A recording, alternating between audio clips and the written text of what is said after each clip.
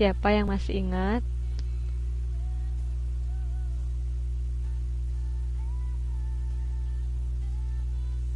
Door. Lupa semua jangan-jangan. Linguistic response to the text. Betul, ya. Yaitu berisikan tentang bab-bab bagaimana caranya melengkapi dokumen. Kemudian comparing the text, ya kan? Misalkan ada 2 teks atau 3 teks yang berbeda, kemudian kita compare atau kita bandingkan isi teks pada masing-masing teks tersebut. Kemudian ada juga yang misalkan mengisi data atau membuat tabel dari teks. Misalkan itu tabel tentang natalitas atau tingkat kelahiran atau jumlah populasi penduduk, seperti itu. Ya, masih ingat ya? Alhamdulillah kalau masih ingat. Nah, kemudian setelah itu seperti biasa sesi tanya jawab dan penutup. Nah, sekarang kita langsung menuju ke modul 9, yaitu summarizing. Sampai di sini suara saya masih jelas ya? Tidak terlalu cepat juga tidak terlalu lambat. Kalau misalkan terlalu cepat langsung di warning saja.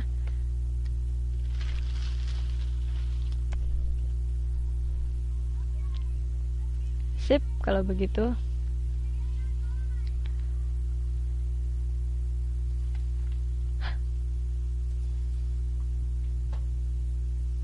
Modul 9. Kok bisa jadi modul 8? Tidak. Itu harusnya modul 9, saudara-saudara. Modul 9 yaitu summarizing. Oke? Waalaikumsalam warahmatullahi wabarakatuh, Mbak Alila. Oke, apakah yang dimaksud summarizing? Summarizing adalah membuat ringkasan atau mempersingkat teks, ya. Nah, bagaimana caranya meringkas teks? Pertama, yaitu kita bisa underline the keywords. Nah, underline the keywords seperti apakah bentuk-bentuk keywords atau kata kunci? Nah, biasanya dalam teks yang panjang kita harus memperhatikan beberapa hal, yaitu misalkan nama atau tokoh di situ yang diceritakan. Nah, bisa jadi teks tersebut menceritakan tentang biografi orang-orang terkenal, misalkan James Watt atau siapa lagi kira-kira penemu-penemu yang minggu kemarin dalam teks, siapa yang dibahas? Thomas apa Thomas? Ayo, yang waktu kita melakukan latihan itu loh, kan di teksnya ada Thomas Alva Edison. Bisa juga teks tersebut bercerita tentang suatu tempat, misalkan tempat-tempat bersejarah.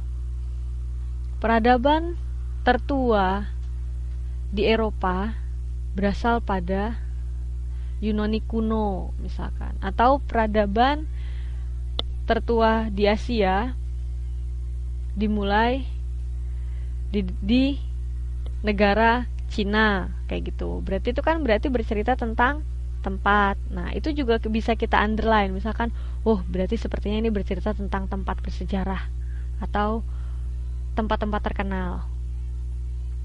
Kemudian bisa juga tentang event. Misalkan Perang Dunia Kedua terjadi pada tahun sekian disebabkan atau dipicu oleh Jerman dan negara-negara yang lain. Nah, seperti itu. Nah, itu adalah berarti tentang event atau kejadian bersejarah. Nah, selain underline the keywords yang berupa biasanya tiga hal tersebut, ini cuma contohnya, masih banyak keywords yang lain yang biasanya terdapat dalam teks. Nah, yang kedua yaitu find the main idea and topic sentence. Nah, kita di sini harus mencari ide utamanya atau topic sentence.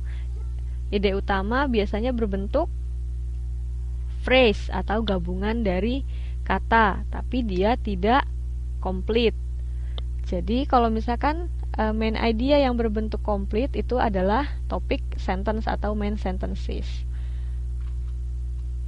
Nah, di sini biasanya kita kalau misalkan sudah mengunderline atau menggarisbawahi apakah ini bercerita tentang tokoh, apakah ini menceritakan tentang tempat bersejarah, atau apakah ini menceritakan suatu kejadian.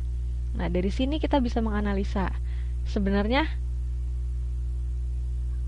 teks ini bercerita tentang apa sih gitu. What the story tell us about? Nah, apakah sejarah berdirinya tempat tersebut? Apakah penyebab-penyebab terjadinya perang tersebut? Atau di manakah tokoh utama tersebut lahir dan apa pemicunya sehingga dia menemukan penemuan-penemuan yang hebat dan spektakuler seperti itu.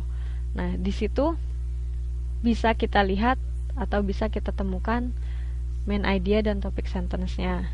Nah, yang ketiga ada satu lagi yaitu understanding the structures of the text atau understanding the text structure. Nah, di sini kita lihat sama-sama, the writer may, for example, be explaining two opposing points of view or describing why something happens. Understanding the text organization will help you understand what the writer is trying to do, katanya. Bisa saja penulis misalkan menjelaskan tentang dua point of view atau dua pandangan yang berbeda, atau describing why something happened, atau menjelaskan mengapa kejadian tersebut terjadi. Nah, yang ketiga selanjutnya ditekankan juga bahwa memahami organisasi dari teks tersebut atau susunan-susunan dari kalimat-kalimat dalam teks tersebut juga membuat kita lebih memahami apakah sebenarnya tujuan dari penulisan sang penulis atau pengarang. Sampai di sini ada pertanyaan? Kalau tidak, kita sama-sama mengerjakan latihannya nih. Kita buka buku halaman 9.1. Please open page 9.1. Nah, itu tentang pengertian dari specific instructional objective dari summarizing. Nah, kemudian sekarang kita lihat 9.2.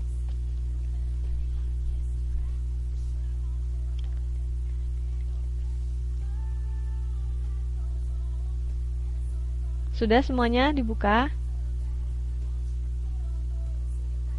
Halo? Sip, kalau sudah, kita lihat di sini. Kita baca-baca tentang teksnya ya. Coba, The Rise of Ancient Rome. Oke. Sudah dilihat semuanya? Kejayaan dari Roma kuno.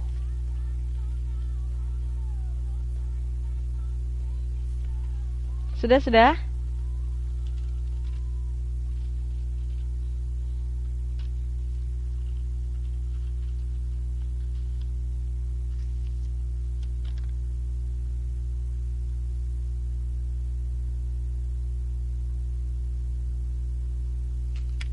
Oke, next. Sip. Fire owed the early Romans, as it did the Greeks and others. The Romans believed in a goddess of fire called Vesta, and they had a sacred temples of fire tended by 4 females. The Vestal virgins, who were selected while they were children and were expected to serve 30 years. During their service, they were expected to remain virgins, for the Romans believed that to please the gods, women who were unmarried and not trying to bear children should remain chaste. Nah, di sini dijelaskan bahwa sama seperti yang dilakukan oleh Greeks. Siapa yang masih ingat Greeks apa? Negara mana itu? Greeks. Yunani, betul sekali. Sama seperti yang dilakukan oleh bangsa Yunani, bangsa Roma juga memuja apa? Dewa apa itu? Goddess of fire. Dewi apa? Sorry. Dewi? Goddess of fire. Dewi api. Siapa namanya? Siapa namanya? Vesta, betul sekali. Ya, mereka memuja Dewi Vesta dan memiliki sacred temple. Siapa yang tahu sacred temple itu apa?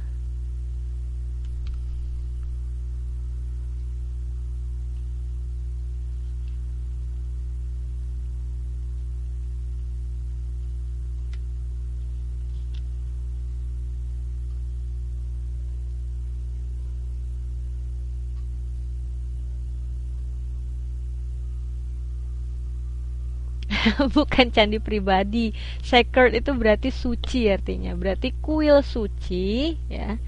Jadi, mereka memiliki kuil suci, ya kan? Sacred Temple of Fire tended by 4 females. Nah, jadi dijaga oleh 4 wanita. Nah, di sini dijelaskan juga katanya. Nah, 4 wanita itu disebut Vestal Virgins. Jadi para penjaga kuil tersebut dinamakan Vestal Virgins atau di sini mereka dipilih sejak mereka masih kecil dan biasanya mengabdikan diri mereka pada kuil tersebut berapa tahun?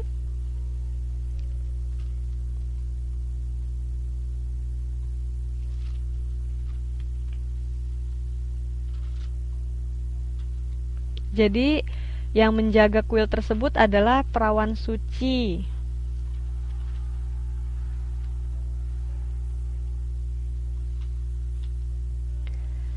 Ya, dan di sana dia wajib mengabdikan diri selama 30 tahun katanya.